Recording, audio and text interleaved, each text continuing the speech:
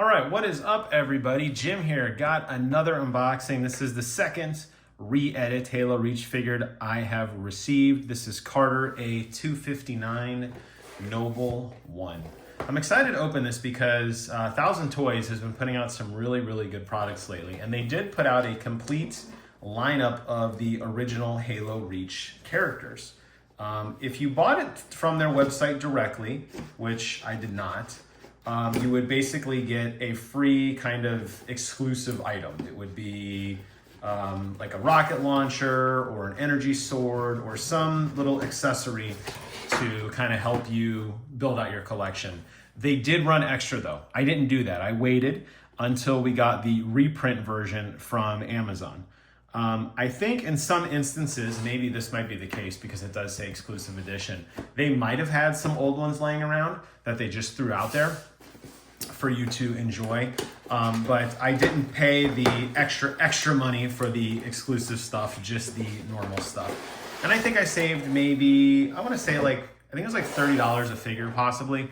So the exclusive edition does come with an energy sword. So it looks like they did just package one for me, which is cool. So the people who pay a little extra got it earlier. The people like me who are a little bit cheaper, we rolled the die and it looks like I won. So that's pretty cool. Sorry, I gotta make some noise. You know how hard these plastic figures are typically bundled together. Okay, so let's go ahead and pull everything out of the packaging first. And let's go ahead and look at the build quality and then kind of pose it and see what we think about Carter. I did get Noble 6 already, and my plan is to lay all these out next to the Halo Legendary Crate figures. There was all 6 of them in a pose, and my thought is to do the same thing with these and have maybe all the Halo Legendary Crate figures on the top, and then their 1000 Toys counterparts on the bottom. I thought that could be kind of cool. As with the other one, I definitely notice it's very lightweight, which I think gives a feeling of it being maybe a little cheaper. Let me go ahead and zoom in just a smidge so you could see. It gives it a feeling of maybe feeling a little cheaper. It does have lots of good articulation. You have like the toe joint, for example, the whole ankle rolls, the knee rolls, obviously the thigh, the torso. The shoulders do have a kind of ball joint here to them, so they kind of pop out a little bit, not as much as some of the other figures. It's hard for them to give themselves a hug because of that, especially since Carter has all of his comms equipment and his trusty knife over his left shoulder. So he's got a little bit more heft than some of the other figures in terms of body pieces. I'll be curious when George comes out, how much harder George is to pose for the exact same reason. But I guess because of some of the articulation in certain areas, he could punch himself in the head if he wants to, or even in the mouth. And the reason why that's important is obviously you can get some of those really dramatic poses. Maybe not the pose of him punching himself in the head, but you don't want to necessarily be limited by some of the range of motion that some of these figures do have. On the back, he's got his a little pouch here, and then it kind of wraps around to his space diaper in the front. Lots of good attention to detail, even even around the joints of his Mjolnir armor, around his thighs, and even some of the smaller details where the plates actually kind of bolt together. They even thought of putting detail on the bottom of his shoe, which is really cool. As far as the hands go, obviously he's got the fist hands on now. Looks like we have 2 hands here for holding weapons. We have 2 other open-handed things. I think there are other attachments you can get, and you could kind of swap the attachments around. You also have the infamous energy blade claw here, where the fingers are kind of splayed out, and you have that on each hand. So you can really equip him however you want. I'm just gonna be kind of boring. The way the arms remove, you just kind of twist and pull. They are little ball sockets that plug into the end of their arm, and you go ahead and just pick the hand that you want. I have found that putting the weapon on the figure before you put it on his hand is actually the preferred way of doing it. It allows you to kind of flex the fingers nicely. And there you can see a really good attention to detail. The fingers actually wrap around the handle of the gun, the thumb wraps around, and even the finger, the trigger finger, actually goes through the trigger hole. And it does actually have a little pop out here. That is for usually on their back. there is a pin for them to snap the weapon into their back. I don't see a pin on Carter though. Interesting. Typically that's what that is for.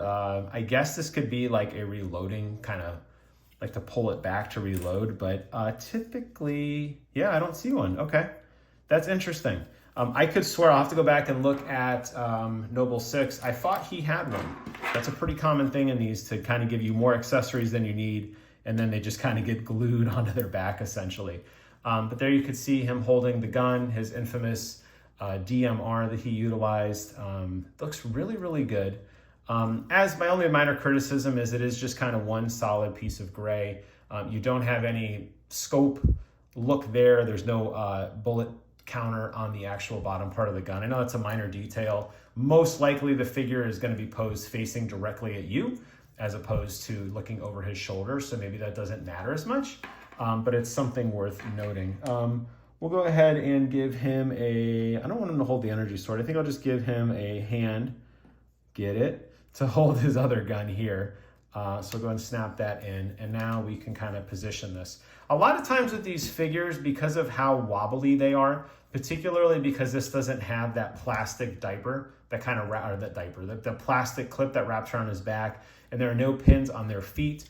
A lot of times in order to get them to hold a weapon without it looking sagging or goofy, you kind of have to tuck it almost way up like this, almost behind their arm, kind of like Contra style, where you're not even really using the gun and you're using it in much more of a hip fire mode.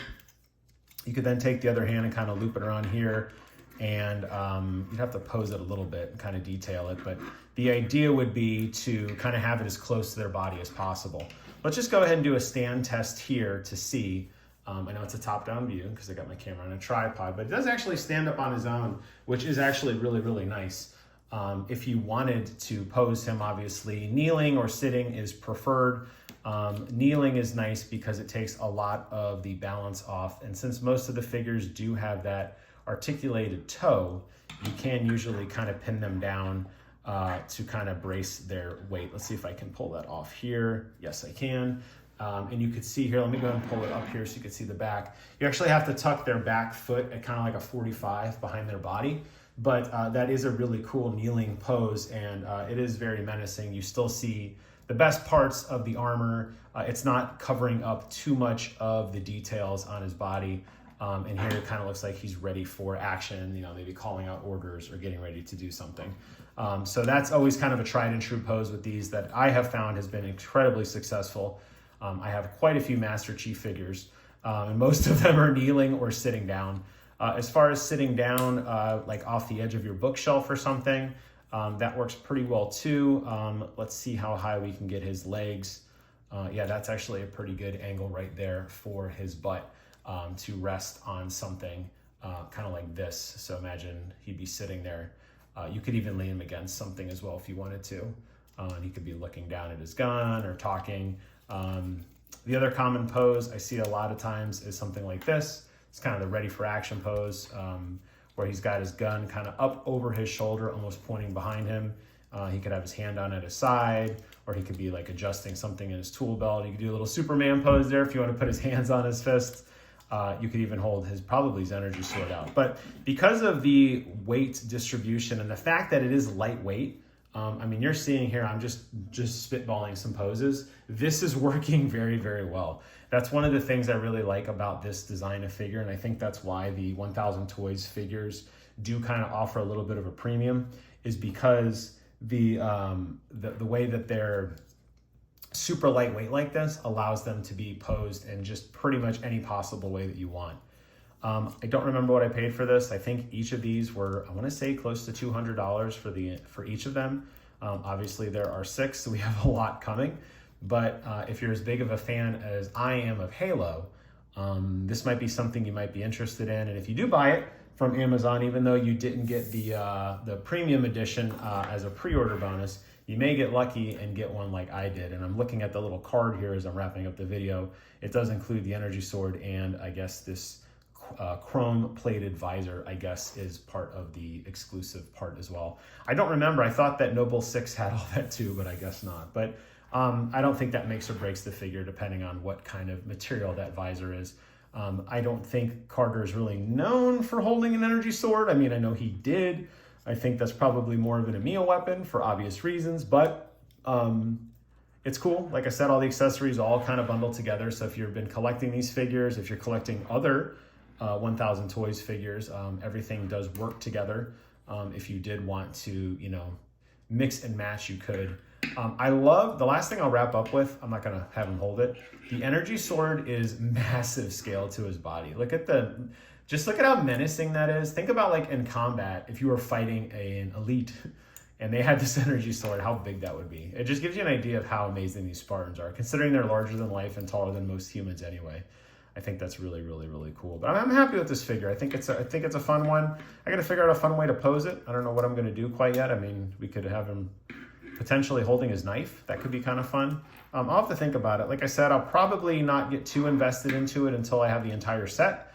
I think the figures together will play off each other well, and I think either it could recreate the box art of Halo Reach, or like I said, I could replicate what I've done with the Halo Loot Crate Legendary figures, where I have that whole set and we just kind of mirror that. I don't really quite know what I want to do yet, but I love this figure. I do recommend it. I think it looks great. Lots of nice attention to detail, lightweight, easy to pose, easy to stand.